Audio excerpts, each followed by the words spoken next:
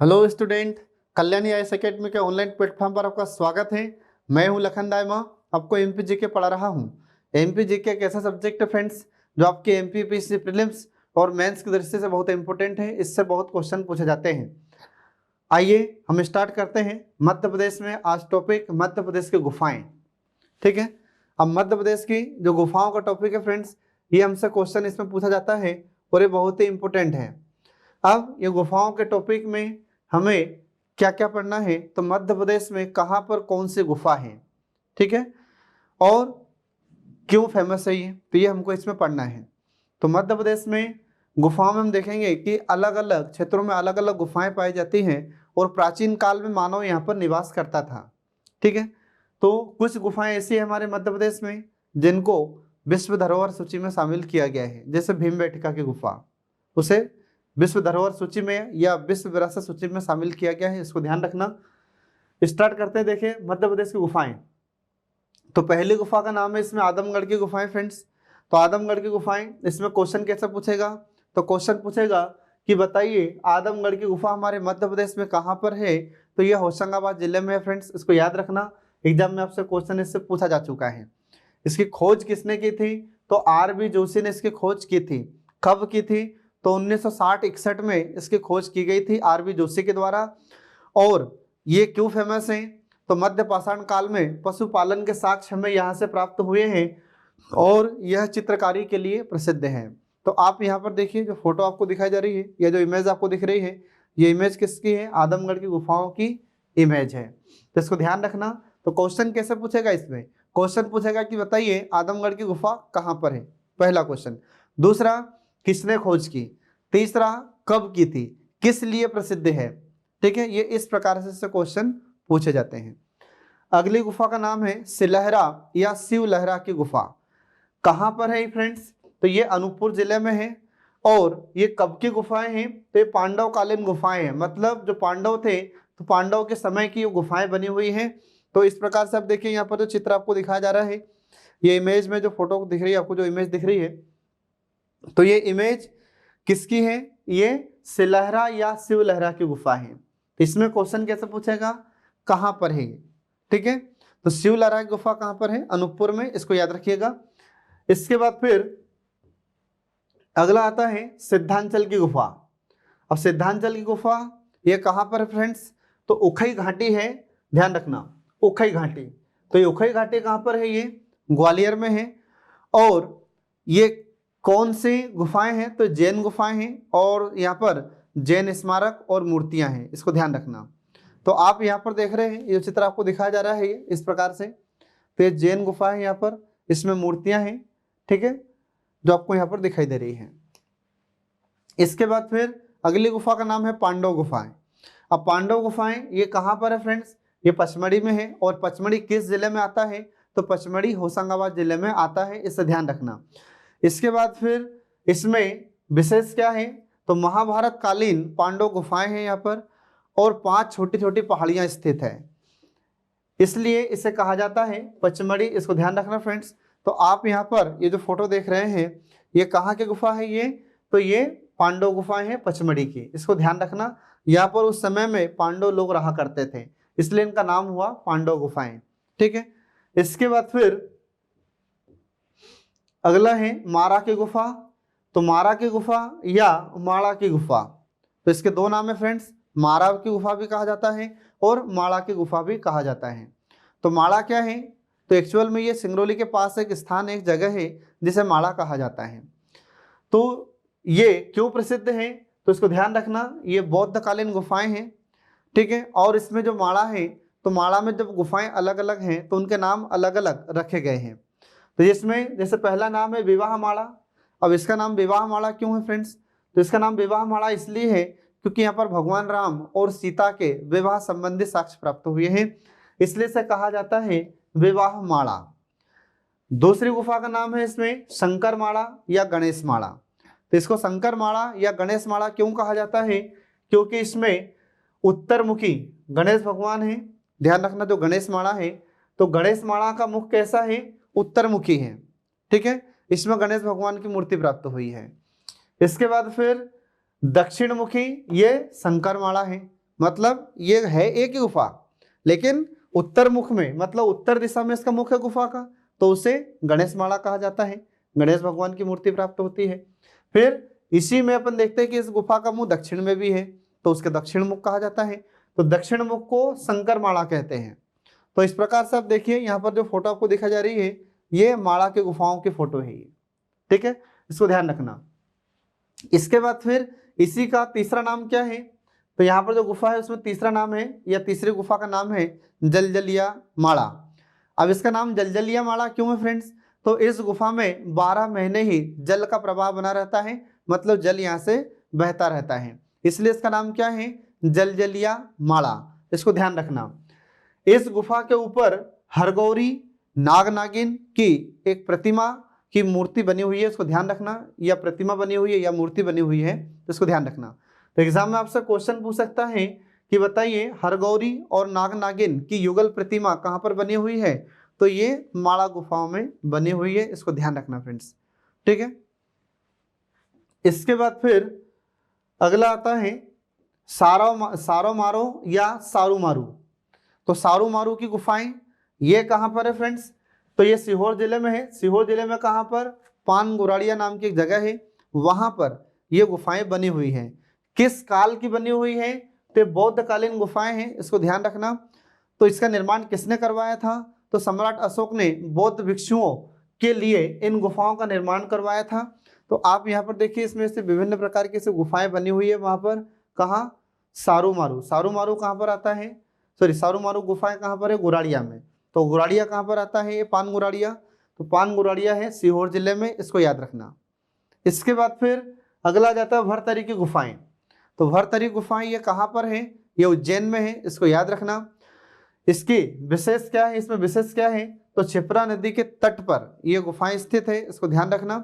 इन गुफाओं में राजा भर्तृहरि ने 12 वर्षों तक तपस्या की थी। आप इसमें देखिए, तो इसमें जो गुफाएं आपको दिख रही है, ये ऐसे गुफा है इसमें।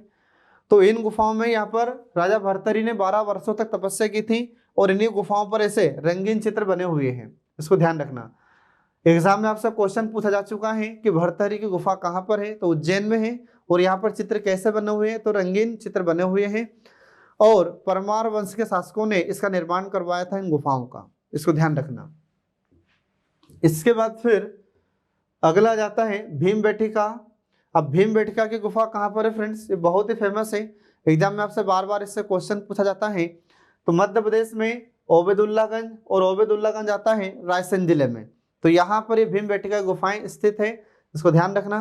तो आप देखिए यहाँ पर जो फोटो आपको दिखाई जा रही है, ये इसमें लिखा है विश्व की धरोहर यहाँ की गुफा, मतलब भीमबेटका गुफा है, इसको विश्व विरासत सूची में यूनेस्को के द्वारा शामिल किया गया है। और उसमें ऐसे ये चित्र बने हुए हैं, ये ऐसे चित्र इसमें दिखाई देते हैं यहाँ की गुफाओं में, तो इसको ध्यान रखना। तो भीमबेटका गुफा की खोज किसने की थी, तो विष्णु श्रीधर वाकणकर ने इसकी खोज की थी। कब की थी, तो 1957-58 में इसकी खोज की थी फ्रेंड्स, इनको याद रखना। इसमें विशेष क्या है, तो यह चित्रकारी के लिए बहुत फेमस है। तो अभी थोड़ी देर पहले मैंने आपको बताया है कि इसमें देखिए यहाँ पर इस प्रकार से चित्र बने हुए हैं इन गुफाओं पर, ठीक है। इसके बाद में यह पूरे भारत का नहीं, पूरे विश्व का सबसे बड़ा गुफा समूह है, और इसे यूनेस्को ने 2003 में विश्व विरासत सूची में शामिल किया है, इसको ध्यान रखना। एग्जाम में इससे क्वेश्चन बार बार पूछा जाता है। इसके बाद अगली गुफा आती है काजल रानी की गुफा। ये कहाँ पर है, खंडवा में है फ्रेंड्स, इसको याद रखना। तो आप यहाँ पर देखिए जो फोटो आपको दिखाई जा रही है, या जो आपको जो इमेज दिख रही है, ये काजल रानी की गुफा है। कहाँ पर है, ये खंडवा में है। इसके पास में एक और गुफा है जिसका नाम है सतमत्रिका गुफा, तो यह भी खंडवा जिले में ही आती है, इसको ध्यान रखना फ्रेंड्स। इसके बाद फिर अगला है बाघ की गुफा। इससे भी हमारे मध्य प्रदेश पीएससी में क्वेश्चन पूछा जा चुका है कि बाघ की गुफा हमारे मध्य प्रदेश में कहाँ पर है। तो बाघ की गुफा हमारे मध्य प्रदेश में धार जिले में है, इसको याद रखना, बहुत ही इंपॉर्टेंट है।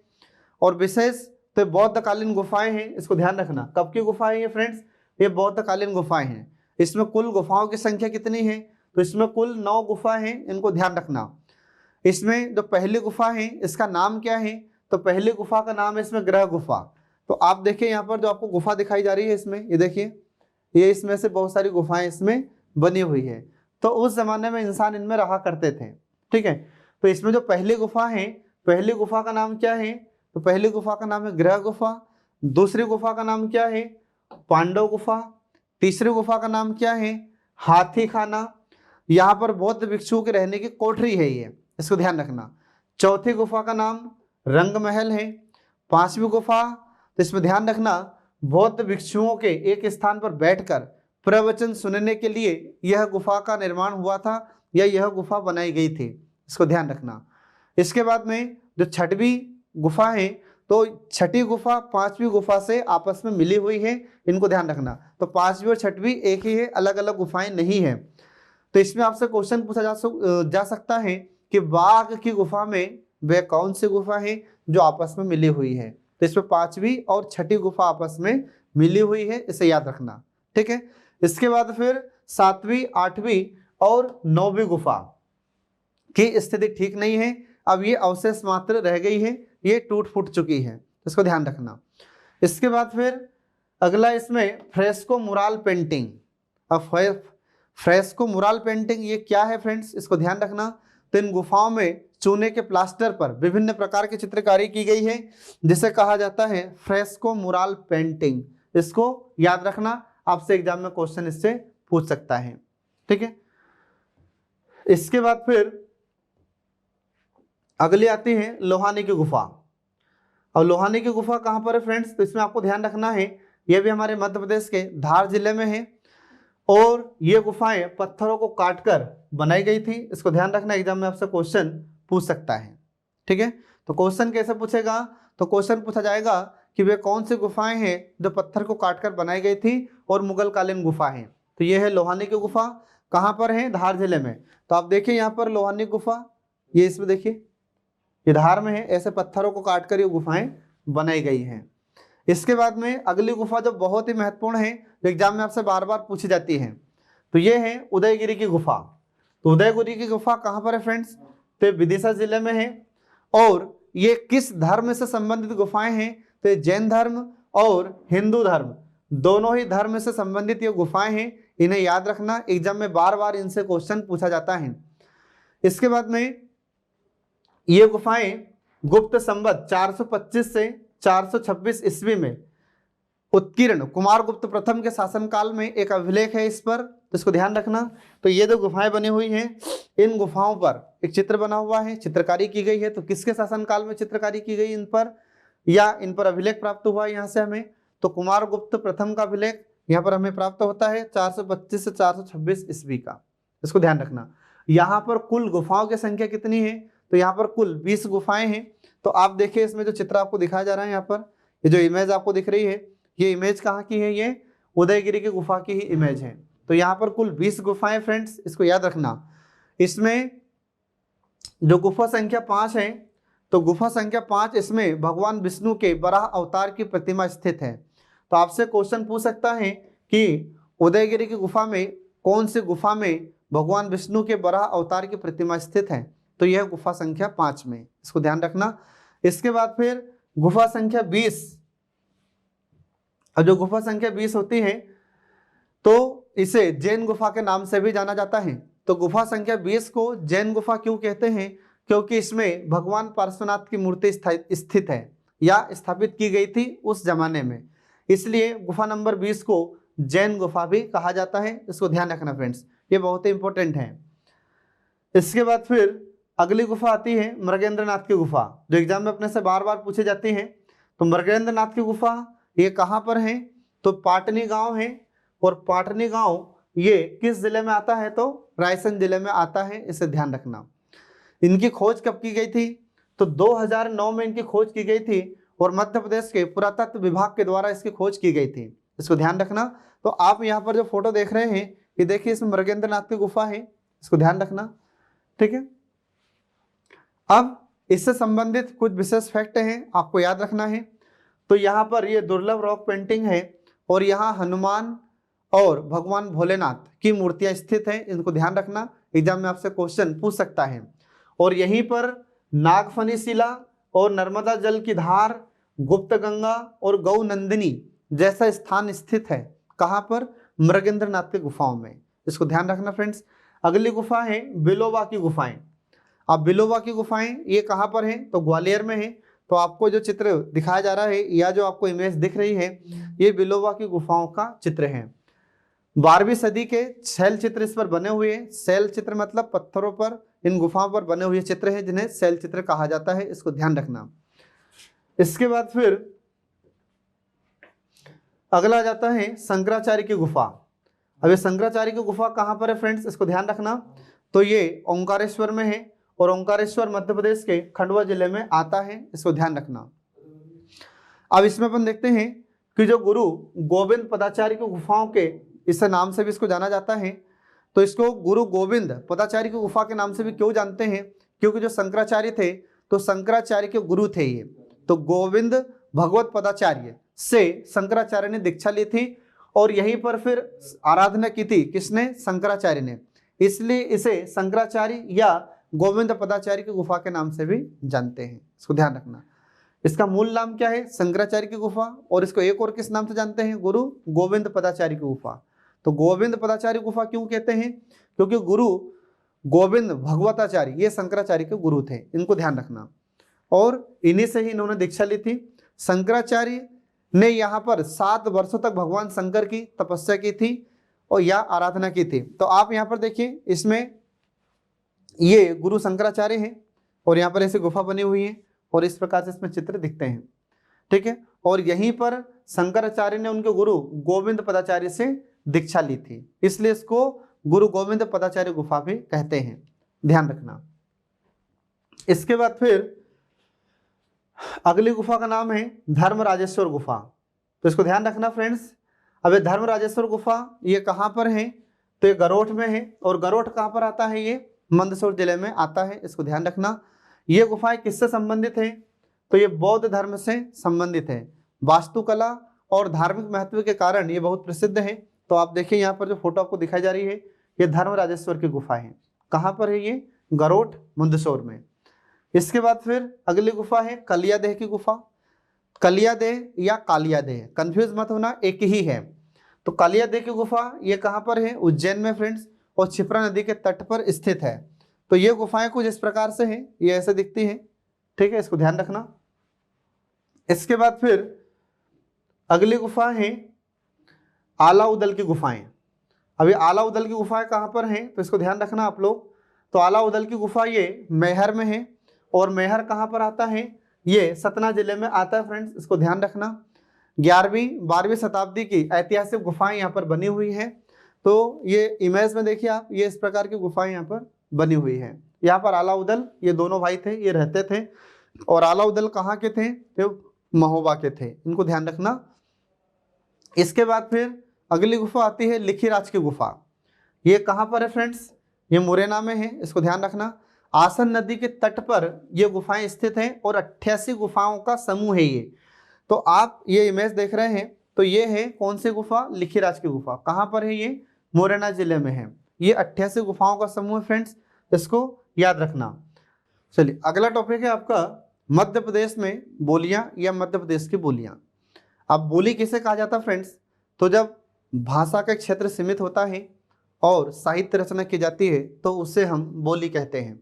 ये बोली का अर्थ होता है, इसको ध्यान रखना फ्रेंड्स। अब मध्य प्रदेश में कितने प्रकार की बोलियां हैं, ऐसे तो बहुत सारी बोलियां मध्य प्रदेश में बोली जाती है, लेकिन जो प्रमुख रूप से होती है या मुख्य रूप से हमारे मध्य प्रदेश की बोलियां हैं, ये 8 प्रकार की बोलियां मुख्य रूप से होती है। तो देखिए इसमें मध्य प्रदेश की बोलियों में जैसे पहले हम पढ़ेंगे बुंदेलखंडी, दूसरी फिर मालवी, फिर बघेलखंडी, फिर ब्रजभाषा, फिर इसके बाद भीली, गोंडी, कोरकू और निमाड़ी। ये 8 बोलियां हमारे मध्य प्रदेश की है जो मुख्य है। मध्य प्रदेश में सबसे ज़्यादा बुंदेलखंडी बोली बोली जाती है फ्रेंड्स, इसको याद रखना, एग्जाम में आपसे क्वेश्चन पूछा जाता है। अब देखिए इसमें तो मध्य प्रदेश में कहाँ कहाँ पर कौन कौन सी बोली बोली जाती है, तो इसमें देखिए पहले हमारे मध्य प्रदेश में बुंदेलखंडी। तो बुंदेलखंडी ये बुंदेलखंड में जितने ज़िले होते हैं उन ज़िलों में ये बोली बोली जाती है। तो मैं आपको पहले बता देता हूँ कि देखिए इस मध्य प्रदेश की बोलियों में प्रमुख है बुंदेलखंडी। अब बुंदेलखंडी ये कहाँ पर बोली जाती है, बुंदेलखंड में। अब यहाँ पर देखिए इसमें पहले ये निमाड़ी पढ़ते हैं, तो पहला है निमाड़ी। अब निमाड़ी कहाँ पर बोली जाएगी, तो निमाड़ में बोली जाएगी। अब निमाड़ में जैसे खंडवा, खरगोन, धार, देवास, बड़वानी, झाबुआ, इंदौर आदि, इन जिलों में यह बोली बोली जाती है। तो इसमें देखिए यहाँ पर नीचे ये निमाड़ क्षेत्र है, तो ये निमाड़ क्षेत्र में निमाड़ी बोली जाती है। तो जिलों के नाम अभी आपको बताया है, जैसे खंडवा, खरगोन, बुरहानपुर, ठीक है, इंदौर, बड़वानी, इन जिलों में यह बोली बोली जाती है, इसको ध्यान रखना। इसके बाद फिर अगला है कोरकू। अब ये कोरकू कहाँ बोली जाती है फ्रेंड्स? तो जहाँ जहाँ पर कोरकू जनजाति निवास करती है, तो जिन जिन जिलों में कोरकू जनजाति निवास करती है वहाँ वहाँ पर कोरकू बोली बोली जाती है। तो मध्य प्रदेश में कोरकू सबसे ज़्यादा बैतूल जिले में होते हैं, फिर इसके बाद होशंगाबाद में, कुछ छिंदवाड़ा में और कुछ खरगोन में। इन्हीं जिलों में यह बोली बोली जाती है। तो यहाँ पर देखिए इसमें जो कोरकू जनजाति है, ये कोरकू जनजाति यहाँ पर निवास करती है।